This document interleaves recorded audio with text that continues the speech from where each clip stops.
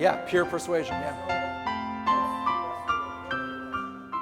That's a great question. This is a very general question in terms of just psychology in general. How do you avoid the influences of peer pressure? What I'm saying when it comes to this topic is, while peer pressure in our Jewish community helps us remain Jewish even when it's tough, but Baruch Hashem, when we step back and look at it objectively, we see how true it is. So it's actually something that enhances us. Peer pressure can be a good thing, as I'm sure you're aware. At times, peer pressure can keep you on the straight and narrow, can keep you from doing something bad, because hopefully you surround yourself with good friends who raise you up instead of bring you down with negative peer pressure. Now, what if you're in a situation where your peers are doing bad things, and it's a practical type of question? Obviously, every situation is more personal and specific, and we can talk one-on-one, but in general, the idea is to try your best to have multiple groups of friends, where you're not just bound to one specific group, to have mentors that you can speak things out with. So if you have a Rebbe, a Mashgiach, a mentor, a parent that you can go to and say, hey, I was thinking about this thing with my friends, what do you think? And hearing things from adults, from other people's perspectives, sometimes that itself is part of trying your best in life, hearing other people's opinions and getting help from others. That's oftentimes a very strong koach, a strong power to help you not just succumb to peer pressure when at the times that it surrounds you. But it's important to try to avoid it because of its power.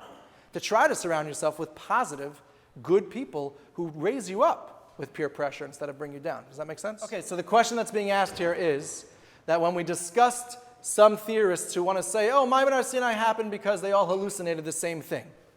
Let's be clear. The point that I made was a sugar coating on top of the main answer.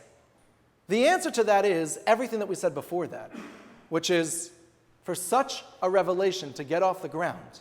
In other words, you can ask the question in another way. A lot of times I get this question. Maybe Moshe Rabbeinu was the world's greatest magician that ever lived, and he was able to pull it off, but no one else could. So just let's think about the statistical chance again. Why, if there was such a thing as magic and black magic and these things in those times, if there was such a thing, which it seems that there was something like that, why would it be that there was only one time in history that it was able to be pulled off to this extent?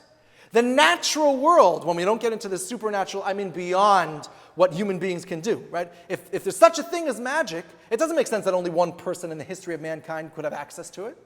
It would make much more sense that multiple people could, and we see that seems to be true. Why would it be that there was only one time in history that an entire nation of people were able to be led astray? I just heard also in that Torah Masorah series, Emuna, they brought from Rabbi Weinberg, that you see in last week's Parsha, Korach, by Korach, Klal Yisrael saw unbelievable miracles, the ground opening up in multiple spots according to the Medrash, and yet they said to Moshe Rabbeinu, what are you doing? You're killing the nation. They didn't just accept, they were an extremely critical nation of such things. But here it was obvious to them that it was the Ribbono Shel Olam himself appearing. So before I get exactly to the point that you're raising, which I'm going to get to in a second, I want to just make it clear. The idea that such a thing happened, if you need to come to really unique, novel explanations for it, that would have to be the only time in history that something like that ever happened. That in of itself gives you the credibility advantage of Judaism over any other option, mathematically, right then and there. Now, as far as this option of maybe they hallucinated, and couldn't it be that they would hallucinate the same thing? Hallucinations are not just built on the room and then something slightly different. And even if they are, so imagine I look at that light and I see it turning purple. Why would it make you see that light over there also turning purple? Why not green? It's very personal. The idea that we're going to both see purple, and we're going to both see something with a head popping out of it, and we're going to both feel a breeze coming from the east, and we're going to each one of those is because of my own brain just making things up through the chemicals. So is it possible? Yeah, but the more vivid it is, the more unlikely that it will be the same thing. But is it possible that they? Yeah, of course. And that's the possibility that I'm referring back to. As long as it's possible, they will hold on to it because of that cultural pressure. Unless I could show them with 5 senses, with taste, touch, smell, hearing, seeing, that I could show them like I could knock on that table, Judaism is true, they're not going to drop it. Every once in a while you have a ger who does search for the truth and drops it. But without that, they're not going to. Does that make sense? Absolutely. The question that was asked is an excellent question. And again, it lends itself really into a whole nother lecture, but I'll try to give you a little bit to answer the question for now, and we can have more of a discussion further if you're interested in it. The question that was asked is, how do we understand suffering in the world? Okay, so all this credibility advantage lends tremendous evidence to the idea that Judaism is true, that there's a God, a supernatural being from a supernatural realm who created the world, gave us the Torah, we have a Torah Shebechsav, Torah Shebal Peh, and all the messages and ideology that come from that. But how do we understand the seemingly bad? In other words, it could be asked as Tzaddik V'Ralo. And Rosh V'Tovlo is part of the question you didn't ask, but you can ask that too. Why do we seemingly see injustices in the world happening? How do we answer that? So there are a number of approaches to this question. I think all of them are important, which is why I'm telling you ahead of time, I'm only giving you a little snapshot, but this requires a longer discussion. A couple of points to consider. First of all, we don't always know what's bad and what's good initially.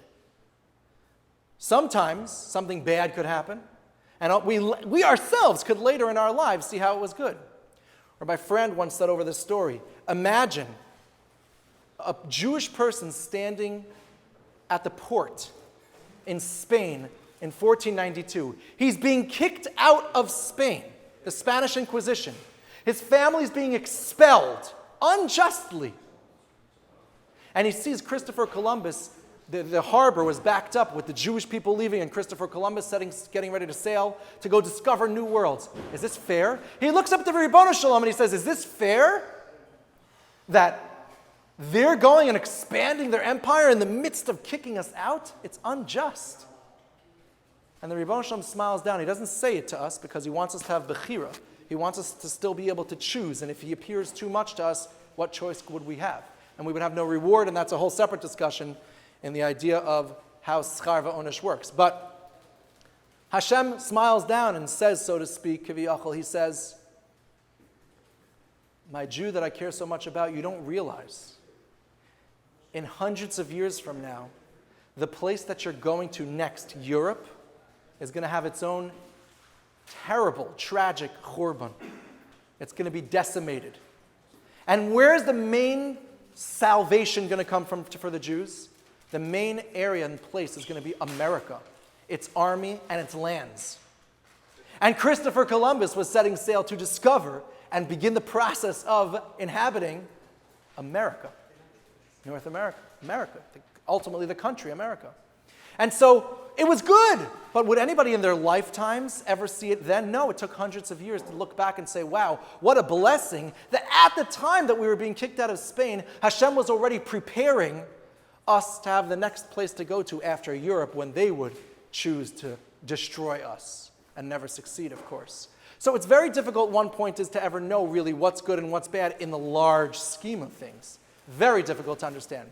But there's another more mystical idea that I'm not going to get into a lot, but I want to tell you that just today, I was listening to the last video that they have out right now of this Torah Masorah, the Emunah Balelos project, given by Rabbi Avraham Shor.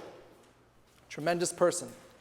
And he says over, you can't, this is his words, watch it. I'm paraphrasing, so I might not be getting the words exactly, but basically what he says is, you can't have Emunah nowadays without understanding Gilgul, without understanding reincarnation. Now this is a complex topic. The basic idea of what that means is that neshamas are recycled. That means that I myself, meaning my neshama, the body is just like a robot suit that's really complex that I wear in this world. But my neshama, who I am, existed in another body in another time with another mission.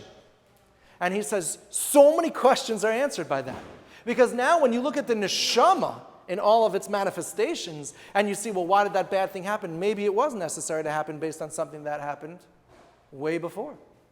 And the fact that Hashem gives us pain in this world as a way of forgiving, as a way of getting rid of, as kapara, as a way of atoning for bad things we might have done, wrong choices we might have made, is much better to prepare us for full schar and reward in the next world. So now again, this is very complex and mystical and hard for us to really understand, and there's so many questions on this topic that I can't answer. But that it exists is clear in the Ramban, and the Gra elaborates on it greatly. And Rabbi Avraham Shor, just today I saw in the video, says it is so important for Emunah because of your question. And the same thing for Rosh V'Tovlo. Why is the bad person getting good things? We don't know the full existence of his lifespan. We don't know exactly what might be good, might not be good in the end. And so We might not even see it in our lifetime, but we will understand. The Gemara tells us, and the Tzlach elaborates on this, that la'asad lavo, when Mashiach comes, la'olam haba, we will make the bracha hatov v'hametiv, meaning something good happen on everything, even those things that we made a dayana emes on, because it will be revealed to us how ultimately it was for the good. Say again? Exactly. That's exactly right. Yes. Very good. So excellent question. And that's at least the beginnings of the answers to those questions. If you want to discuss it further, please come back, okay? All right. Thank you guys so much for coming.